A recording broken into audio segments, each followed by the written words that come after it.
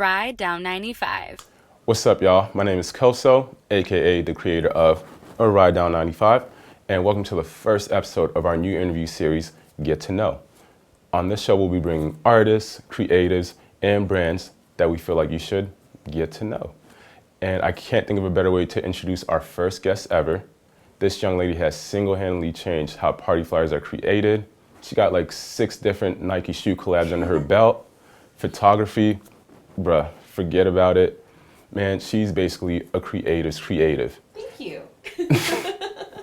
And today we're gonna get to know Monglin. Thanks for the introduction. Happy to be here. My name is Monglinh, and I am a creative strategist based out in the DMV area. And I'm so nervous and really excited to do this interview. Nothing to be nervous about. Cool. Welcome to the show. It's an honor to have you for so many reasons. Man, I got like so many different topics I want to talk to you about. Man. So yeah, let's just like get right to it. Okay, let's do this. All right, so who is Monglin? Is she a graphic designer, a photographer, a creative director, a marketing specialist? What hat reigns supreme?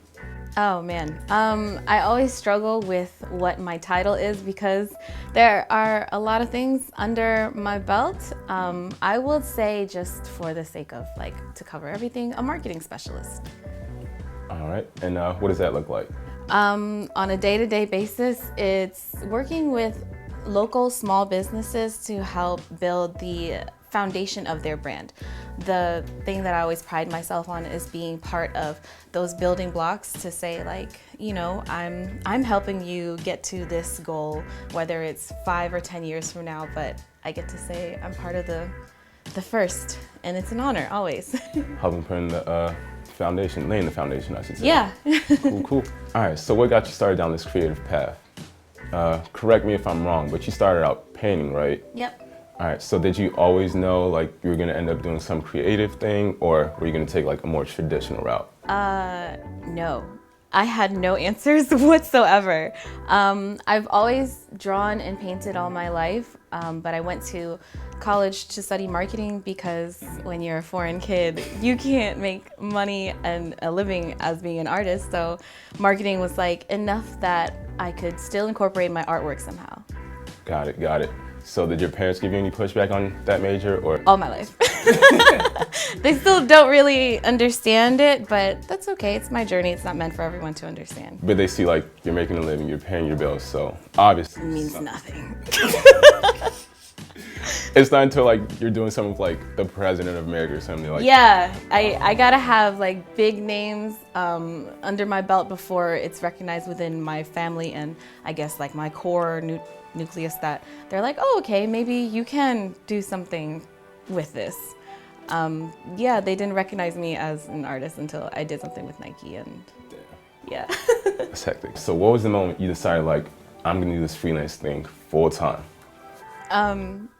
I literally hated working for other people. Like, I don't know if it's an authoritative issue, but I was constantly in positions where I was like, dude, this is not fulfilling. And from an early age, I was like, I'm gonna do something that I love doing every single day so that, you know, like there's more meaning to my days.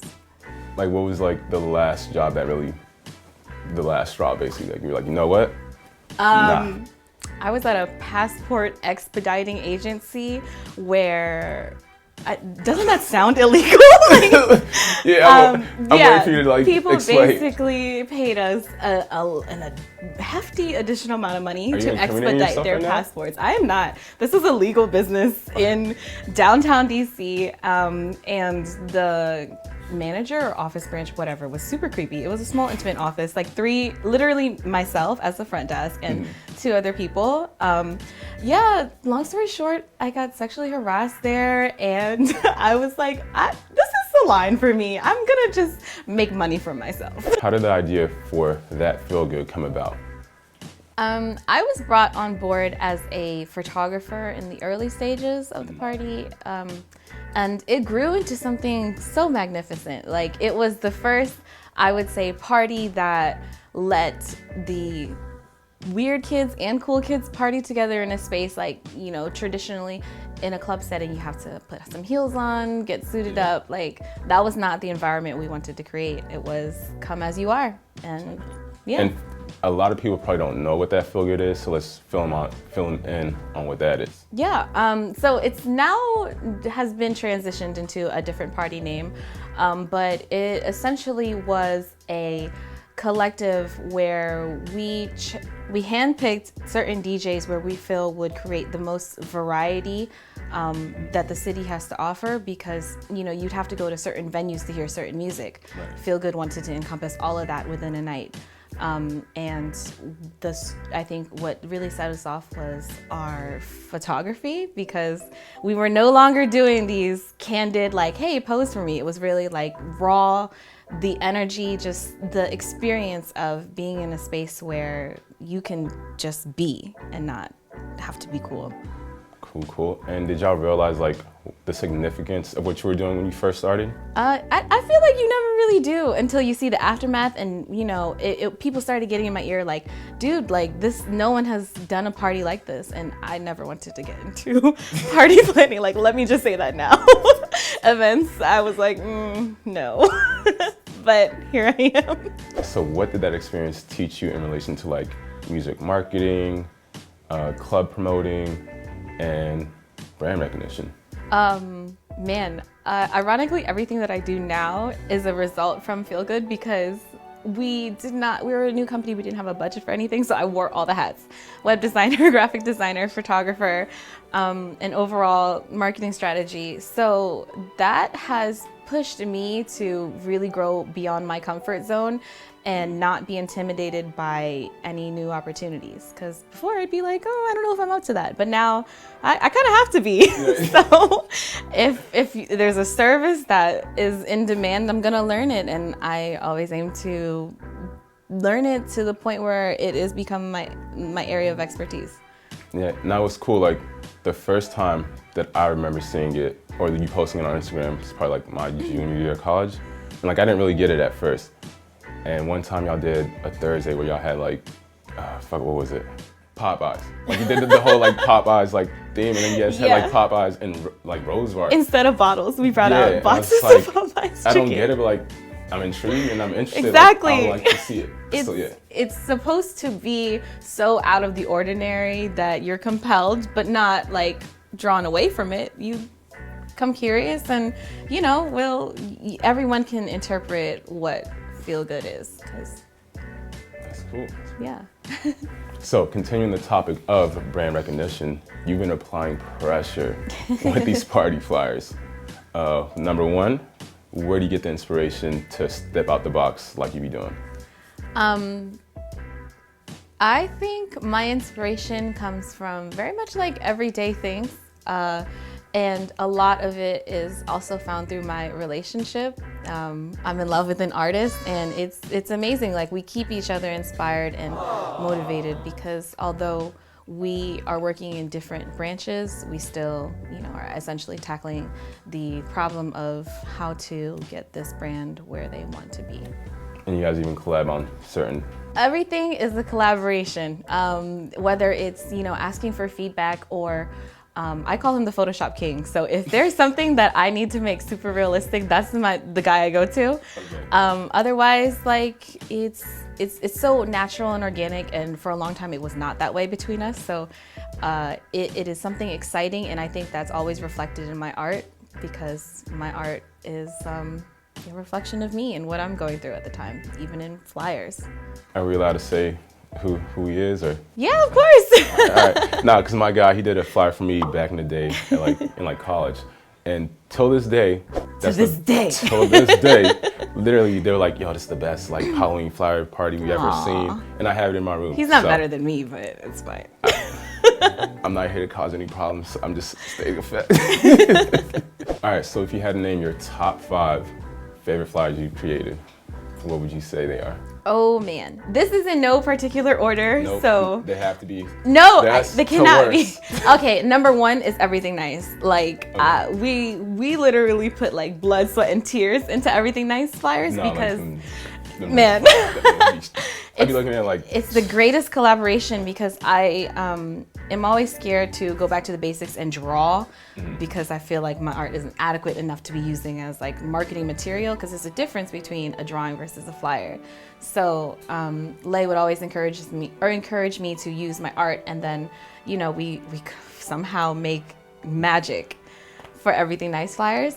Second one, Joy Club's receipt flyer.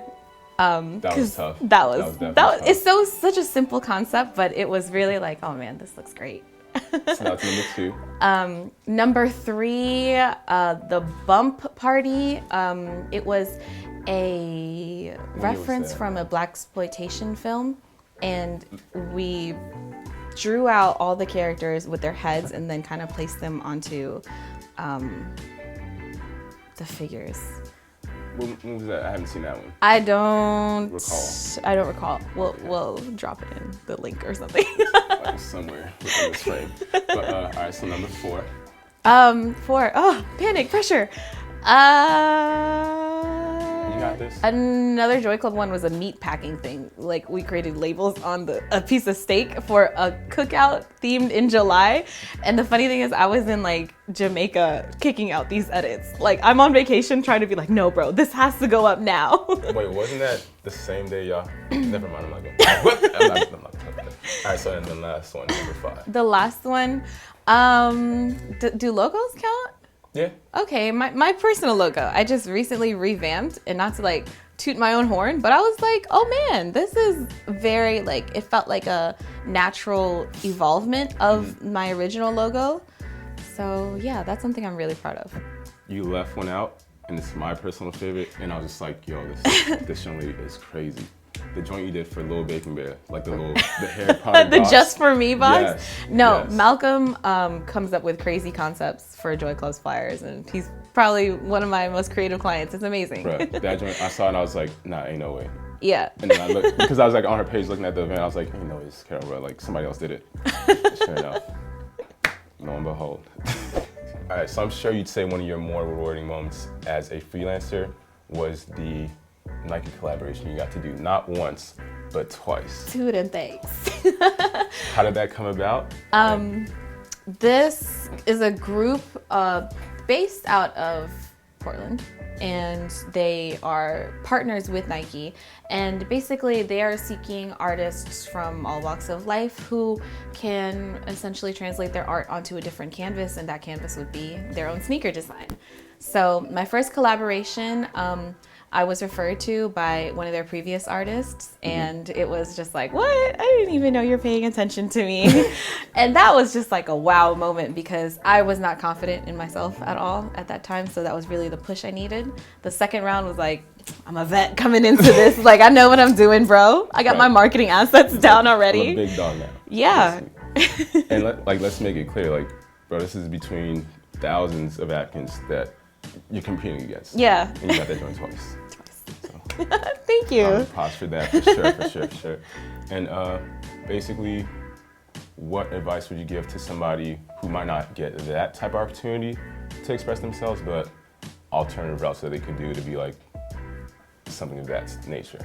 I think it's in how you're willing to be vulnerable and just put yourself out there. Because if I didn't put out a lot of my work, like, of course, later on in the line, I'm gonna look at these flyers and be like, that is trash. You should do better. Which flyers? We are our worst critics. So Okay. I did not think my early work was suitable enough to obtain any kind of deal, let alone let it be Nike. So really just putting yourself out there and trusting when it's your time, it's gonna be your time. Like, don't have to be in competition with someone who is doing what you already do. Use that as your source of inspiration. That's a nice outlook on it. Yeah. For sure. All right, so any upcoming projects, things that you're working on that you want to let the people know about before we close out? Due to my signature on a few NDAs, I cannot disclose the nature of the project, but I can say that my canvas is much bigger now. NDA money, y'all. And I would really just like to say that I'm excited to be launching finally a joint brand with my partner Lay. Not everyone knows, but everything that I do is a collaboration with him, and we're finally just taking the step to take the face away from it and just let the art speak for itself. Do you guys have a name for it? The Lilac District. I like that. Thanks. I like that a lot. Also, I've talked to you about this before, and I'm gonna just put you on blast right now because we're gonna get a date right here, right now. When are we gonna do that pop-up art show of all the flyers you've done? Oh man, this is the greatest concept that I literally want to marinate, but I think that should be 2020 after these big projects are done. So 2020 July. Let's say fall. That's my favorite fall. season. All right, you heard it here first. November 1st, 2020, art pop-up show featuring Monglin. Okay, let's make it happen. All right, bet. Thanks for being on the show. It was a pleasure. All right, take care.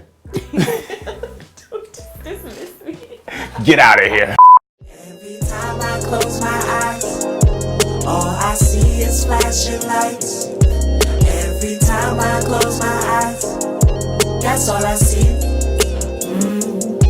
Every time I close my eyes,